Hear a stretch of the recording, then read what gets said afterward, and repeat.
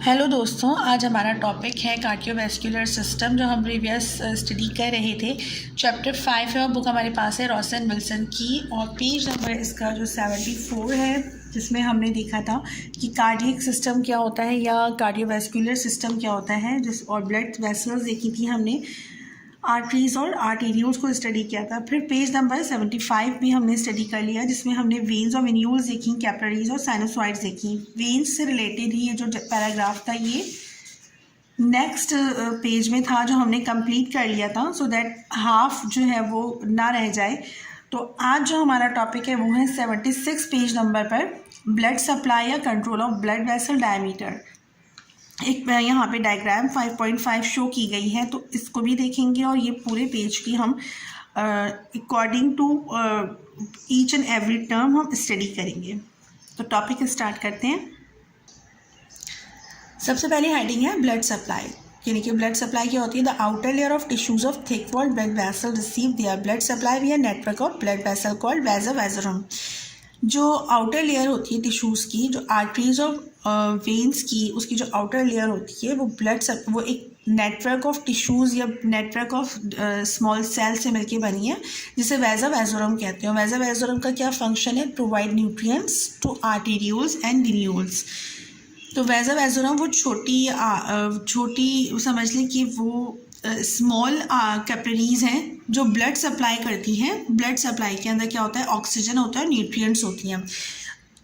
Thin walled vessels and the endothelium of other receive oxygen and nutrients by diffusion. अच्छा, ये जो blood supply होती है किस तरह होती है कि डिफ्यूजन के थ्रू, यानी कि ऑक्सीजन है, कार्बन डाइऑक्साइड है, ये दोनों जो गैसेस का एक्सचेंज होता है वो डिफ्यूजन के थ्रू होता है ना। तो जो ब्लड वेसल्स होती हैं उसमें वैसा वैजोरम क्या करती है? डिफ्यूजन के थ्रू ऑक्सीजन और न्यूट्रिएंट्स को एक दूसरे के अंदर सप्लाई कर रही होती हैं।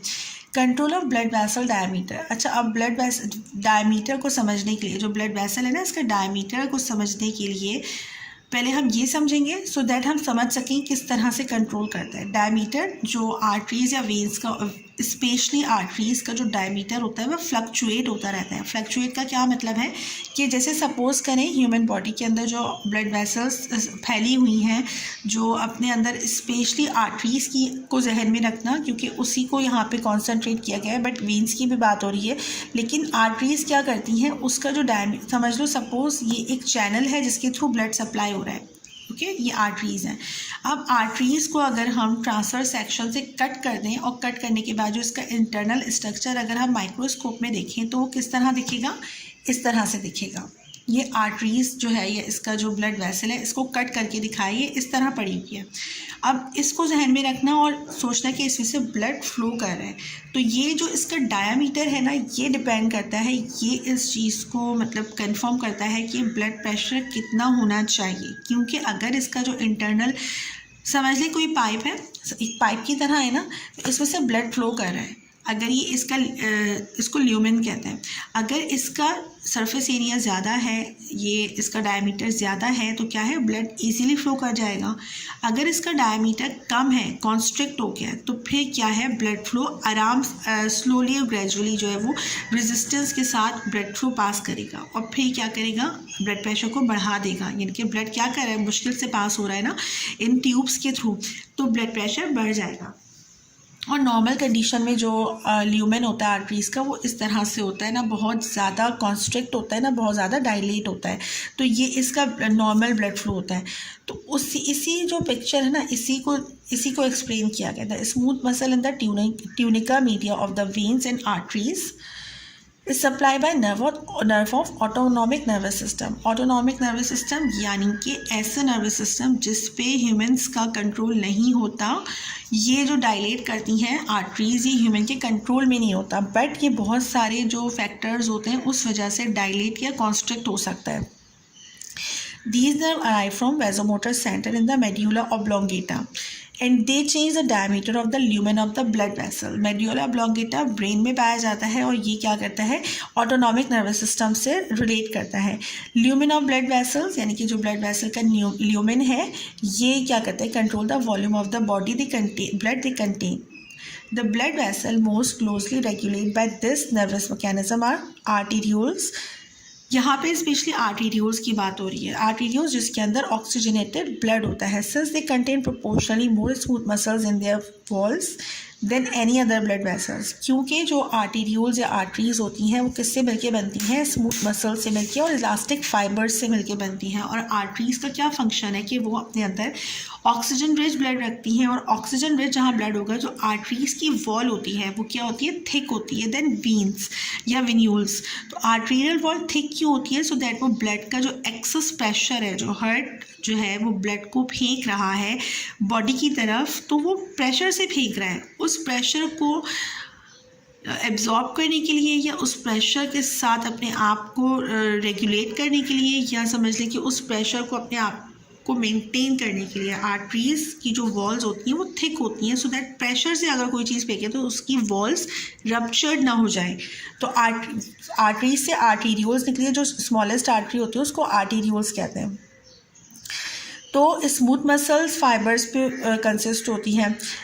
The wall of the larger artery such as the aorta. Aorta क्या है, जो हार्ट के वेंट्रिकल से निकलती है, वेंट्रिकल से क्या है, मेन आर्टरी निकलती है जो लार्जेस्ट आर्टरी कहलाती है, उसे एओर्टा कहते हैं। तो एओर्टा की जो वॉल्स होती हैं वो बहुत ज़्यादा थिक होती हैं, थिक एंड होती हैं, सो दैट वो जो प्रेशर है उसको बर्दाश्त कर सके, उसको मेनटेन कर सकें अपने आप को, रप्चर्ड ना हो जाए। Contain mainly elastic tissues. Elastic tissues कौन से होते हैं, जिसके अंदर एक्सपेंड होने की क्वालिटी होती है, and so they tend to passively expand and recoil depending on how much blood is passing through them. Veins are also respond to nerve stimulation, although they have only a little smooth muscles in tunica media. Okay, veins के अंदर elastic fibres नहीं होते, just smooth muscles पे consist होती है।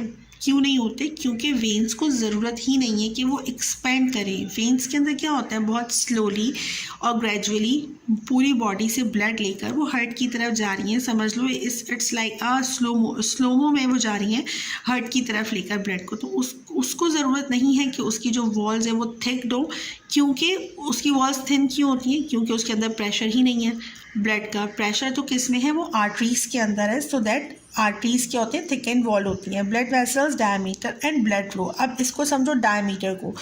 Resistance to flow of fluid along a tube is determined by 3 factors. यानी कि जो ब्लड है उसका फ्लो हो रहा है तो उसका जो डायमीटर है वो ज़्यादा हो रहा है, कम हो रहा है, तो ये किस चीज़ पे, 3 फैक्टर्स पर डिपेंड करता है। डायमीटर ऑफ द ट्यूब यहाँ ब्लड वेसल को कहा गया, यानी कि जिसके थ्रू ब्लड गुजर रहा है उसको ट्यूब कहा गया है। तो जो इसका डायमीटर है ना, ये जो इंटरनल ल्यूमेन है इसका, तो ल्यूमेन को कहा गया है कि अगर तो इसका डायमीटर कम होगा, बहुत ही कॉन्स्ट्रिक्ट होगा, तो फिर क्या करेगा, ब्लड को फ्लो होने में परेशानी होगी। सपोज़ कि अगर हम यहाँ पे सपोज़ कि हम यहाँ इस ब्लड के ये जो ब्लड वेसल है इसके थ्रू जो है वो 1 मिलीमीटर या समझ लें कि 1 लीटर ब्लड यहाँ से फ्लो होना है, तो 1 लीटर ब्लड जो है वो हार्ट फेंक रहा है, जस्ट सपोज 1 लीटर। तो वो जो फेंक रहा है तो क्या है, वो जहाँ से हार्ट जो प्रेशर के साथ देगा ना एओर्टा को, तो एओर्टा क्या करेगा, आगे फर्दर आर्टरीज को देगा।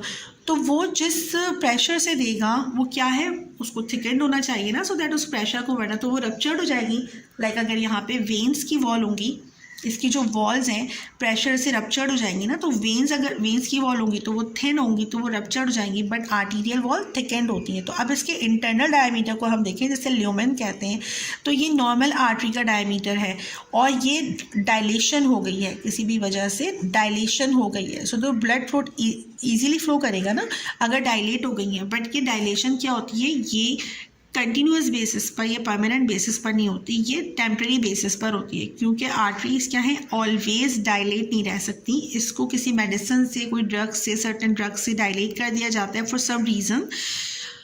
वो जो रीज़न है लाइक मायोकार्डियल इन्फेक्शन है, उसमें जो फर्स्ट एड होती है उसमें वैसोडाइलेशन दी जाती है ड्रग्स, तो उसमें क्या होता है वो डायलेट हो जाती है so that blood easily flow कर सके। बट कुछ टाइम के बाद ये वापस से अपनी बेस लाइन पर आ जाती हैं जो इसका एक्चुअल डायमीटर है। एंड अगर क्या होगा कि अगर इसका डायमीटर, इसका जो ल्यूमेन है वो इतना ज़्यादा कॉन्स्ट्रिक्ट हो गया है जिसकी वजह से ब्लड को फ्लो होने में प्रॉब्लम होगी ना, तो ये उसी चीज़ को रिवील कर रहा है। The wall of the largest arteries, such as aorta, contain mainly elastic tissues, and so they tend to passively expand and recoil depending on how much blood is passing through them. Vein also respond to nerve stimulation. अच्छा, nerve stimulate कैसे करेंगे कि जैसे अगर किसी को बहुत ही बड़ा कोई सदमा लग गया, कोई शॉक लग गया, तो उसकी जो वेसल्स होंगी वो कॉन्स्ट्रिक्ट हो जाएंगी, ब्लड वेसल्स, जिसकी वजह से ब्लड को फ्लो होने में प्रॉब्लम होगी। और इस प्रॉब्लम की वजह से, इस फ्लो होने की जो रेजिस्टेंस है, इस वजह से प्रेशर बढ़ जाएगा ना ब्लड का कि हमें जाने तो रास्ता दो, बट वो नहीं जा पा रहा जितना उसको जाना चाहिए, तो उस वजह से ब्लड प्रेशर हाई हो जाएगा। तो उस चीज़ को यहाँ पे वो एक्सप्लेन किया गया है कि वेन्स भी रिस्पॉन्ड करती हैं। अगर कोई शॉक लग जाए, कोई एक्सीडेंट हो जाए, या कोई बॉडी को सडन नर्वस शॉक लग जाए, तो क्या होता है, वो भी रिस्पॉन्ड करती हैं। बट क्या है, उसके अंदर स्मूथ मसल्स होते हैं, उनके जो मिडिल लेयर है ट्यूनिका मीडिया, उसमें स्मूथ मसल्स होते हैं। इलास्टिसिटी तो वेन्स के अंदर होती ही नहीं है, तो इलास्टिक फाइबर्स तो उसमें होते ही नहीं है। तो सबसे ज़्यादा रिस्पॉन्ड कौन करता है कार्डियोजेनिक शॉक में, या कोई शॉक लग जाए, मेंटली शॉक लग जाए, तो जो ज़्यादा रिस्पॉन्ड करता है वो आर्टरीज रिस्पॉन्ड करती हैं। ब्लड वेसल्स का diameter and blood flow, resistance to flow of fluid along a tube is determined by 3 factor. Diameter of the tube, यहाँ पे हम थे, the length of the tube, इसकी जो लेंथ है कि कितनी लेंथ का है, लाइक ये पेन है कितनी लेंथ का है, ये भी डिपेंड करता है। And viscosity of the fluid involve, viscosity यानी कि जो ब्लड है वो गाढ़ा तो नहीं है, वो थिन तो नहीं है। लाइक जो ब्लड प्रेशर के पेशेंट होते हैं उनकी जो वेजो कॉन्स्ट्रिक्शन होती है वो तो होती है, बट उनका जो ब्लड होता है वो वैसे भी विस्कोसिटी उसकी ज़्यादा होती है, वो गाढ़ा होता है, वो नॉर्मल फ्लो में नहीं होता, उसका जो वॉल्यूम है नॉर्मल नहीं होता ब्लड प्रेशर के पेशेंट्स का। तो ये डिपेंड करता है कि ब्लड जो है, ब्लड वेसल डायमीटर क्या है, ये भी डिपेंड करता है। यानी कि 3 फैक्टर्स इन्वॉल्व हैं। The most important factor determine how easily the blood flow through blood vessel is the first of these variable, that is diameter of the resistance vessels. peripheral resistance क्या होता है, major factor है blood pressure की regulate करने का, जो page number 87 में इसको डिस्कस किया जाएगा। तो पेरिफेरल नर्वस सिस्टम जो है ना, इसको आप ज़रूर मतलब जहन में रखना कि जो ब्लड फ्लो को रेगुलेट करता है। Blood vessel diameter is regulated by smooth muscles of the tunica media. Arteries हैं, ब्लड वेसल्स हैं, वो 3 लेयर्स पर है ना, तो वो 3 लेयर्स को जहन में रखना है, जो हम प्रीवियसली स्टडी कर चुके हैं। तो ट्यूनिका मीडिया जो है, मिडिल लेयर है, वो डिपेंड करती है कि रेगुलेट किस तरह करना है, which is supply bye sympathetic nervous of the autonomic nervous system. Sympathetic और पैरासिम्पैथेटिक नर्वस सिस्टम हमने स्टडी किए हुए भी थे, और जानते हैं हम सब कि ये क्या करता है, ऑटोनॉमिक नर्वस सिस्टम को रेगुलेट करता है। और ऑटोनॉमिक क्या है, जिसको इंटेंशनली इंसान कंट्रोल नहीं कर सकता। There is no parasympathetic nerve supply to most blood vessels, and therefore the diameter of the vessel lumen and tone of the smooth muscle are determined by degree of sympathetic activity. Sympathetic activity generally constrict blood vessels, smooth muscles, and therefore narrow the vessels. Vasoconstriction क्या है कि जब किसी भी shock की वजह से जो बॉडी रिस्पॉन्ड करती है, उस रिस्पॉन्ड के रिजल्ट में क्या होता है कि नर्व सप्लाई जो होती है वो नर्व सप्लाई तो एक्यूरेट रहती है, ब्लड की विस्कोसिटी बढ़े ना बढ़े, बट वेजो कॉन्स्ट्रिक्शन हो जाती है। इसका जो इंटरनल स्ट्रक्चर है ल्यूमेन का, ये कॉन्स्ट्रिक्ट कर जाता है और ब्लड को फ्लो होने में प्रॉब्लम आता है। तो इस पैराग्राफ में degree of resisting sympathetic activity maintain constant baseline tone in the vessel wall. अब नॉर्मल हालत में जो ब्लड प्रेशर है, जो ब्लड फ्लो है, वो इस तरह है, बेसलाइन रेस्टिंग पोजीशन में। ये जितनी भी आर्टरीज हैं, आर्टेरियोल्स हैं, ब्लड वेसल्स हैं, वो इन नॉर्मल हालत में है, इसमें ब्लड फ्लो कर रहा है, ये नॉर्मल है। बट अगर क्या होगा, किसी वजह से इसमें कॉन्स्ट्रिक्शन आ जाए, कोई भी रिएक्शन के तौर पे कॉन्स्ट्रिक्शन आ जाए, तो इसकी मिडिल लाइन के अंदर, ल्यूमेन के अंदर, तो ब्लड फ्लो को प्रॉब्लम होगी। तो फिर क्या होगा, कुछ ड्रग्स दी जाती हैं, वेजो डायलेशन की जाती है, सो दैट इसका जो इंटरनल ल्यूमेन है ना, वो एक्सपेंड कर जाए, डायमीटर इसका बढ़ जाए, सो दैट ब्लड जो कॉन्स्ट्रिक्ट कर रहा है, जिसको फ्लो होने में प्रॉब्लम आ रही है, वो आराम से यहाँ से पास आउट कर सके। Constant adjustment of blood vessel diameter help to regulate peripheral resistance and systemic blood pressure. और ये जो कंटिन्यूसली जो मैनेजमेंट है या इसकी एडजस्टमेंट है कि ये कभी कॉन्स्ट्रिक्ट कर रही है, कभी डायलेट कर रही है और कभी नॉर्मल हालत में, तो इस सब की वजह से ब्लड प्रेशर जो होता है वो अप एंड डाउन होता रहता है और ब्लड प्रेशर यानी कि चलता रहता है। ऑल्दो मोस्ट आर्टीरियल रिस्पॉन्ड, आर्टीरियल्स की बात हो रही है, यानी कि जो आर्टरीज की शॉर्टेस्ट या स्मॉलेस्ट आर्टरी होती है उसको आर्टीरियल कहते हैं। रिस्पॉन्ड टू सिम्पैथेटिक स्टिमुलेशन, यहाँ नर्व्स की बात नहीं हो रही, तो आर्टरीज के अंदर ही कॉन्स्ट्रिक्शन होती है या स्टिमुलेशन होती है या डायलेशन होती है। The response is much less marked in some arterial beds, skeletal muscle and the brain. This is important so that in a stress response, जब कोई स्ट्रेस पड़ता है तो उसके रिस्पॉन्स में लाइक सच एज फ्लाइट और फाइट मूड, एक ऐसा, इसको फाइट और फ्लाइट क्यों कहते हैं कि जब इंसान को वो है ना उर्दू में मुहावरा कि वो भागने वाली, यानी कि ऐसी कंडीशन, ऐसा एक्सीडेंटली कोई फाइट की कंडीशन हो कि जिसमें इंसान को अपने आप को सर्वाइवल चांसेस जो होते हैं वो करने पड़ते हैं, तो फिर उस वक्त क्या होता है, समझ लो कि एमरजेंसी की कंडीशन में क्या होता है, फाइट और फ्लाइट मूड कहते हैं एमरजेंसी की कंडीशन को, जिसमें इंसान सोचते हैं कि या तो भाग जाओ या तो मुकाबला करो या तो अपने आप को बचाओ। तो जो सर्वाइवल एक्टिविटी होती है ब्रेन की वो एक्टिवेट हो जाती है, तो उस वक्त क्या होता है, वेसल्स जो होती हैं वो कॉन्स्ट्रिक्ट हो जाती हैं और ब्लड फ्लो बहुत तेज़ी के साथ जा रहा होता है, तो ब्लड प्रेशर बढ़ जाता है फाइट और फ्लाइट मोड के अंदर। When sympathetic activities very high, sympathetic activities कौन सी होती हैं, जो इंसान के अपने इरादे में होती हैं, अपने इख्तियार में होती हैं। तो सिम्पैथेटिक एक्टिविटी किस तरह से कि इंसान सोचता है कि अब मुझे लड़ना है या अपने आप को बचाना है, सर्वाइवल जो उसका ब्रेन होता है ना वो एक्टिवेट हो जाता है। These essential tissues are not deprived of extra oxygen they need. तो क्या होता है, जब ब्लड फ्लो बढ़ जाएगा, वैसोकॉन्स्ट्रिक्शन हो जाएगी, ब्लड फ्लो भी तेज़ी से जा रहा है, तो उसको सफिशेंट अमाउंट में जो है वो ऑक्सीजन नहीं मिल पाएगा, उस वक्त तो हो जाएगा, लेकिन फाइट और फ्लाइट कंडीशन में जो पर्सन है वो बहुत जल्दी टायर्ड हो जाता है। क्योंकि उसने क्या किया, सारी एनर्जी एक ही जगह एक्यूमुलेट कर ली और एक्यूमुलेट करने में जितनी एनर्जी थी वो एक जगह हो गई और बाकी जगह डेफिशिएंसी हो गई। तो उस वक्त कंडीशन क्या होती है, पर्सन को शॉर्टनेस ऑफ ब्रीथ भी होती है कुछ सर्टेन टाइम के बाद। वो अगर फाइट कर रहा है तो सर्टेन टाइम के बाद क्या होता है, वो पर्सन को शॉर्टनेस ऑफ ब्रीथ होने लगती है, उसको फील होता है कि नहीं अब मेरी बॉडी में ताकत नहीं है। तो ये क्या है, एमरजेंसी कंडीशन जब होती है तो वैसोकॉन्स्ट्रिक्शन हो जाती है। These essential tissues not deprived from extra oxygen they need. The length of the vessels and viscosity of the blood also contribute to peripheral resistance, but in health these are constant. Healthy baseline constant है, ना ये dilate है ना ये constrict है, blood flow सुकून से कर रहा है अपना।